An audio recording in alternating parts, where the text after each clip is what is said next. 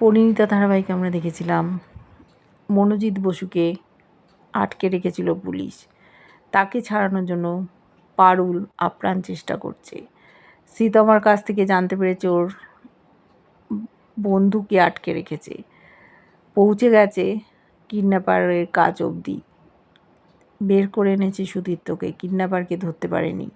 মনোজিৎ বসু ছাড়া পেয়ে গেছে, কিন্তু অসম্মানিত হতে হচ্ছে বসু পরিবারকে। মনোজিৎ বসুও ভেঙে পড়েছে, তার স্ত্রীও তাকে অপমান করছে।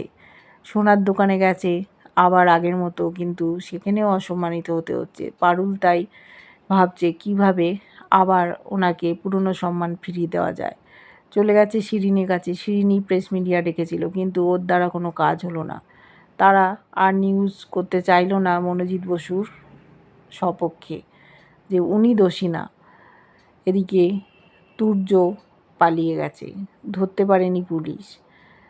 পারুল সবসময় ওর পথের কাঁটা হয়ে যাচ্ছে। কিভাবে বসু পরিবারকে ও ধ্বংস করবে সেই চিন্তায় মশগুল।